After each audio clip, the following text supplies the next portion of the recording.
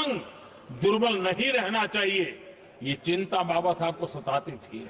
और तब जाकर के हमारे देश में आरक्षण की व्यवस्था बनी। लेकिन वोट बैंक की राजनीति में छुपे हुए लोगों ने, डूबे हुए लोगों ने धर्म के आधार पर, तुष्टीकरण के नाम पर आरक्षण के अंदर कुछ न कुछ नुक्सेदनी करने का प्रयास किया। और इसका सबसे बड़ा नुकसान एससी, एसटी और ओबीसी समाज को हुआ है। आदरणीय सभापति जी, आरक्षण की कथा बहुत लंबी है। नेहरू जी से लेकर के राजीव गांधी तक कांग्रेस के प्रधानमंत्रियों ने आरक्षण का घोर विरोध किया है। हिस्ट्री कह रही है आरक्षण के विरोध में लंबी लंबी चिट्ठियां स्वयं नेहरू जी ने लिखी है, मुख्यमंत्रियों को लिखी है। इतना ही नहीं, सदन में आरक्षण के खिलाफ लंबे लंबे भाषण इन लोगों ने किए हैं। बाबा साहब आंबेडकर समता के लिए और भारत में संतुलित विकास के लिए आरक्षण के लेकर के आए। उन्होंने उसके खिलाफ भी झंडा ऊंचा किया हुआ था। दशकों तक मंडल कमीशन के रिपोर्ट को डिब्बे में डाल दिया था। खुले में सोच जा रही थी, या तो सूर्योदय के पहले या सूर्योदय के बाद, और आपको कभी पीड़ा नहीं हुई। और उसका कारण यह था कि आपने गरीबों को और गरीबी को टीवी में देखा है, अखबार की सुर्खियों में देखा। आपको गरीब की जिंदगी का पता नहीं, वरना आप इसके साथ ऐसा जुल्म नहीं करते। आदरणीय सभापति जी, इस देश की 80% जनता पीने के शुद्ध पानी के लिए तरसती रही। क्या मेरा संविधान हमें रोकता था? क्या संविधान तो ये चाहता था कि सामान्य मानवीय की सुविधाओं को ध्यान दिया जाए। आदरणीय सभापति जी, ये काम भी हमने बड़े समर्पण भाव से आगे बढ़ाया है। आदरणीय सभापति जी, इस देश की करोड़ों माताएं चूल्हे में खाना पकाना और धुएं से आंखें लाल, कहते हैं कि सैकड़ों सिगरेट का धुआं खाना पकाते हैं तब धुआं शरीर में जाता है। उन माताओं बहनों की आंखें लाल होती थी, इतना ही उनका शरीर स्वास्थ्य खत्म हो जाता था। उनको धुएं से मुक्ति का काम। और 2013 तक क्या चर्चा चलती थी? 9 सिलेंडर देंगे कि 6 सिलेंडर देंगे। इस देश ने देखते ही देखते हर घर तक गैस का सिलेंडर पहुंचा दिया, क्योंकि हमारे लिए हर नागरिक 70 साल के बाद जो बेसिक सुविधाएं हैं उसकी तरफ। आदरणीय सभापति जी, अगर हमारा गरीब परिवार दिन रात मेहनत करके गरीबी से बाहर निकलने के लिए कोशिश करता है, बच्चों को पढ़ाना चाहता है, लेकिन घर में एक बीमारी आ जाए तो उसका सारा प्लान बेकार हो जाता है, पूरा परिवार की सारी मेहनत पानी में चली जाती है। क्या इन गरीब परिवारों के इलाज के लिए कुछ आप सोच नहीं सकते थे? 50-60 करोड़ देशवासियों को मुफ्त इलाज मिले। संविधान की उस भावना का आदर करते हुए हमने आयुष्मान योजना को लागू किया, और आज देश के 70 साल के ऊपर के किसी भी वर्ग के क्यों न हो, उनके लिए भी हमने व्यवस्था की। आदरणीय सभापति जी, जरूरतमंदों को राशन देने की बात, और उसका भी मजाक उड़ाया जा रहा है। जब हम कहते हैं कि 25 करोड़ लोग गरीबी को परास्त करने में सफल हुए हैं, तो फिर हमें सवाल पूछा जाता है कि आप गरीब को राशन फिर क्यों देते हो?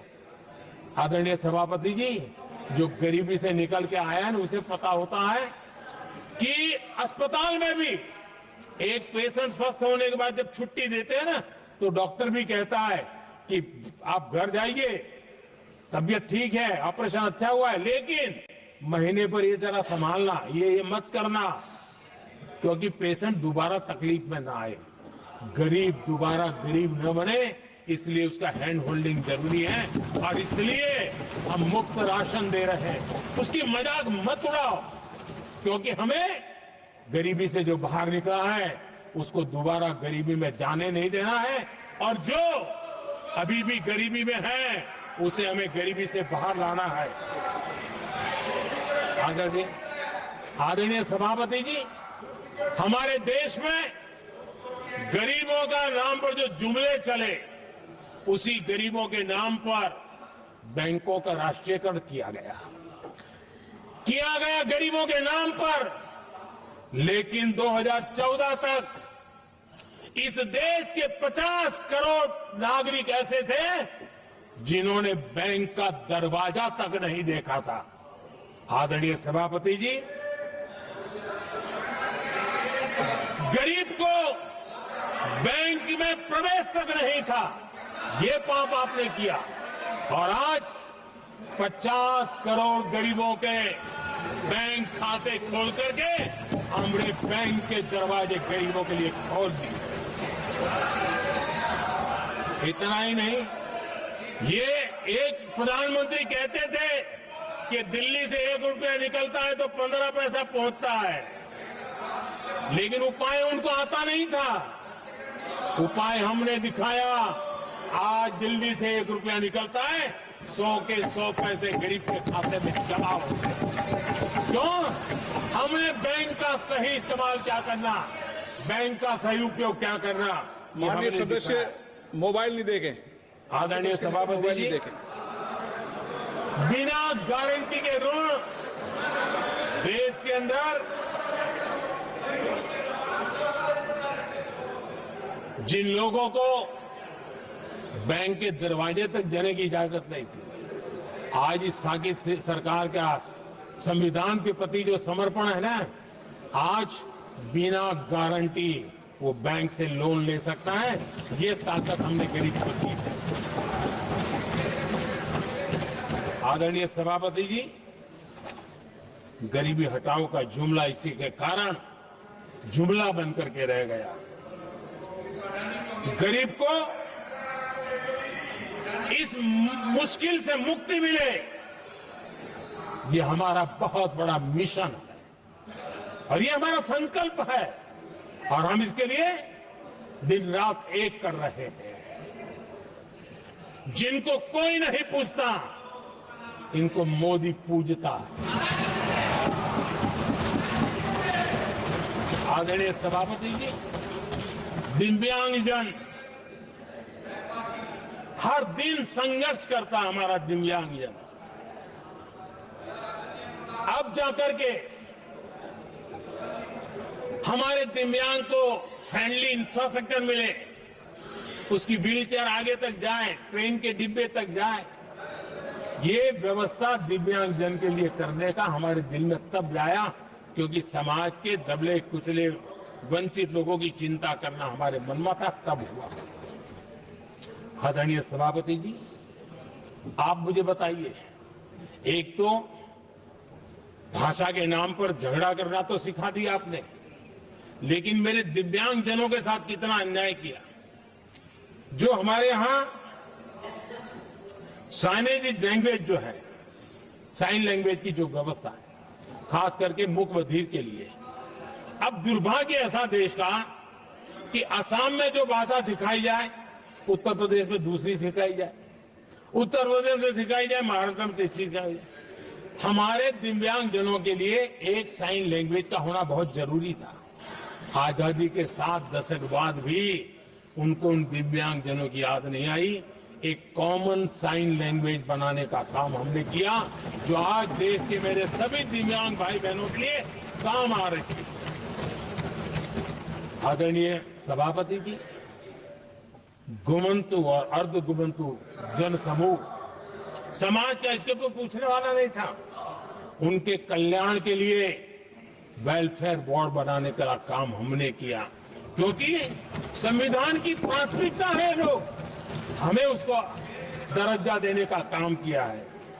आदरणीय सभापति जी, हर कोई रेहड़ी पटरी के लोगों से जानता है, हर मोहल्ले में, हर इलाके में, हर फ्लैट में, हर सोसाइटी में सुबह होते ही वो रेहड़ी पटरी वाला आकर के मेहनत करके और लोगों का जीवन चलाने में मदद करता है, उसको बेचारे को 12-12 घंटे काम करे, रेहड़ी भी किसी से किराए पर ले ले, किसी से ब्याज से पैसा ले, किसी से सामान खरीदे, शाम को ब्याज खाओ पैसा ले जाए, बड़ा मुश्किल से अपने बच्चों के लिए ब्रेड का टुकड़ा ले जा सके। ये हालत थी। ये हमारी सरकार ने है रेहड़ी पटरी वालों के लिए स्वनिधि योजना बना करके बैंक से उनको बिना गारंटी लोन देने का शुरू किया, और आज उसके कारण वो स्वनिधि योजना के कारण वो तीसरे राउंड तक पहुंचा है और अधिकतम लोन बैंक से उसको सामने से मिल रही है। उसकी प्रतिष्ठा का और उसका विस्तार हो रहा है, विकास भी हो रहा है। आदरणीय सभापति जी, इस देश में हम में से कोई ऐसा नहीं होगा जिसको विश्वकर्मा की जरूरत न पड़ती हो। समाज की व्यवस्था की एक बहुत बड़ी व्यवस्था बनी थी, सदियों से चली आ रही थी, लेकिन वो विश्वकर्मा साथियों के लिए कभी पूछा नहीं गया। हमने विश्वकर्मा के कल्याण के लिए योजना बनाई, बैंक से लोन लेने की व्यवस्था की, उनको नई ट्रेनिंग देने की व्यवस्था की, उनको आधुनिक टूल देने की व्यवस्था की, नई डिजाइन से काम बनाने की चिंता की, और उसको हमने मजबूत बनाने का काम किया। आदरणीय सभापति जी, ट्रांसजेंडर जिसको परिवार ने धुतकार दिया, जिसको समाज ने धुतकार दिया, जिसकी कोई चिंता करने वाला नहीं था, ये हमारी सरकार है। इसको भी भारत के संविधान ने हक दिए हैं। उस ट्रांसजेंडर के अधिकारों के लिए कानून और व्यवस्थाएं बनाने का काम किया। उनको गरिमापूर्ण जीवन मिले, उनके अधिकारों की सुरक्षा के लिए हमने काम किया। आदरणीय सभापति जी, हमारे आदिवासी समाज इतनी सारी बातें करते, मुझे तो याद है मैं जब गुजरात का मुख्यमंत्री बना तो हमारे यहाँ उमरगांव से अंबाजी तक एक पूरा बेल्ट, गुजरात का पूर्वी हिस्सा पूरा आदिवासी बेल्ट, और एक कांग्रेस के मुख्यमंत्री आदिवासी रह चुके थे। इतने सालों के बाद भी उस पूरे इलाके में एक भी साइंस स्ट्रीम की स्कूल नहीं थी। मेरे आने से पहले एक भी साइंस स्ट्रीम की स्कूल नहीं थी। अगर साइंस स्ट्रीम की स्कूल नहीं है तो कितनी आरक्षण की बातें करो, वो बेचारा इंजीनियर और डॉक्टर कैसे बन सकता। ये मैंने उस इलाके में काम किया और वहां साइंस स्ट्रीम की स्कूलें, आपको वहां यूनिवर्सिटीज बन गई है। लेकिन यानी राजनीति की चर्चा करना, संविधान के अनुरूप काम न करना, ये जिनकी सत्ता भूख है ना, उसका हमने आदिवासी समाज में भी जो अति पिछड़े लोग हैं, और मैं राष्ट्रपति जी का आभार व्यक्त करता हूं, उन्होंने मेरा काफी मार्गदर्शन किया। राष्ट्रपति महोदया ने मेरा मार्गदर्शन किया और उसमें से पीएम जनमन योजना बनी। हमारे देश में बिखरे बिखरे आदिवासी समाज के छोटे छोटे समूह जो आज भी उनको कोई सुविधा प्राप्त नहीं हुई थी, हमने ढूंढ करके, संख्या बहुत कम है, वोट की राजनीति में उनकी तरफ देखने वाला कोई नहीं था, लेकिन मोदी है जो आखिर को भी समझता है। और इसलिए हमने उनके लिए पीएम जनमन योजना के द्वारा उनके विकास की। आदरणीय सभापति जी, जैसे समाजों में उनके विकास संतुलित होना चाहिए, पिछड़े से पिछड़ा व्यक्ति को भी संविधान अवसर देता है, जिम्मेवारी भी सरकार को देता है, उसी प्रकार से कोई भूभाग भी, कोई हमारा ज्योग्राफिकल इलाका भी वो पीछे नहीं रहना चाहिए। और हमारे देश में किया क्या, 60 साल के दरमियान 100 डिस्ट्रिक्ट आइडेंटिफाई करके कह दिया कि ये तो बैकवर्ड डिस्ट्रिक्ट है। और बैकवर्ड डिस्ट्रिक्ट का ऐसा लेवल लग गया कि किसी की ट्रांसफर होती थी तो कहता था पनिशमेंट पोस्टिंग, तो कोई जिम्मेवार अफसर जाता ही नहीं था। और उनकी तरह हमने पूरी स्थिति को बदल दिया। हमने एस्पिरेशनल डिस्ट्रिक्ट का एक कल्पना रखी और 40 पैरामीटर पर ऑनलाइन रेगुलर मॉनिटरिंग करते रहे, और आज एस्पिरेशनल डिस्ट्रिक्ट उस राज्य के अच्छे जिलों की बराबरी करने लग गए और कुछ तो नेशनल एवरेज की बराबरी करने लगे। भूभाग भी पीछे न रहे, कोई जिला अब इसको आगे ले जाए करके हमने 500 ब्लॉक को एस्पिरेशनल ब्लॉक बना करके उनके डेवलप पर स्पेशल फोकस करने की दिशा में हम काम कर रहे हैं। आदरणीय सभापति जी, मैं हैरान हूं जो लोग बड़ी बड़ी कथाएं सुनाते हैं, क्या इस देश में आदिवासी समाज 1947 के बाद आया क्या राम और कृष्ण से तब आदिवासी समाज भाग नहीं था? जो आदिवासी समाज को आदि पुरुष वीर पुरुष हम कहते हैं, लेकिन आजादी के कई दशकों के बाद भी इतना बड़ा आदिवासी समूह, उनके लिए अलग मंत्रालय नहीं बनाया गया। पहली बार अटल बिहारी वाजपेयी की सरकार आई और उन्होंने अलग आदिवासी मंत्रालय बनाया, अलग आदिवासी विकास और विस्तार के लिए बजट दिया। आदरणीय सभापति जी, हमारे माछीमार समाज, मछुआरा समाज क्या अभी अभी आया है क्या उनकी नजर नहीं की आपकी? इन मछुआरा समाज के कल्याण के लिए पहली बार हमारी सरकार ने आकर के अलग मंत्रालय बनाया फिशरीज का। उनके कल्याण के लिए अलग से हमने बजट दिया, समाज के इस तबके की चिंता की। आदरणीय सभापति जी, मेरे देश का छोटा किसान, उसके जीवन में सहकारिता एक मुख्य अंग है।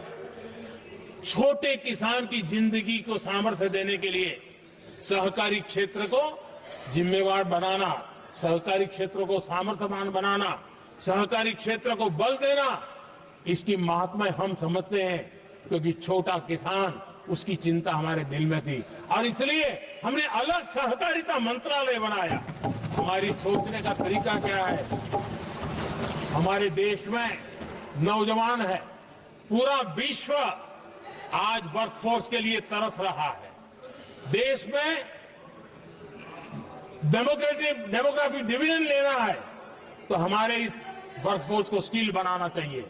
हमने अलग स्किल मंत्रालय बनाया ताकि दुनिया की आवश्यकता के अनुसार मेरा देश का नौजवान तैयार हो और विश्व के साथ वो अपने आगे बढ़े।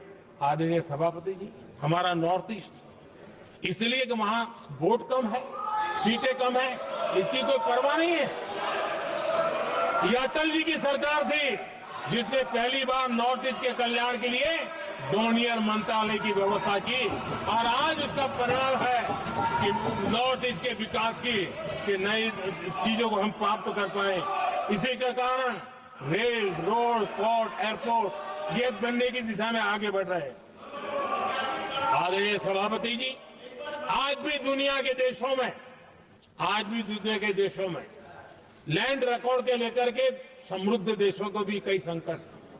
हमने गांव के हर सामान्य व्यक्ति को अपना लैंड रिकॉर्ड, उसके घर की मालिकीन का हक के कागज नहीं है, उसके गांव उसको बैंक से लोन चाहिए हो, कहीं बाहर जाए तो कोई कब्जा कर लिया, एक स्वामित्व योजना बनाई और देश के गांव के ऐसे समाज के दबे कुचले लोगों को वो कागज हम दे रहे हैं जिसके कारण उसका मालिकी हक बन रहा है। वो स्वामित्व योजना एक बहुत बड़ा दिशा दे रही है।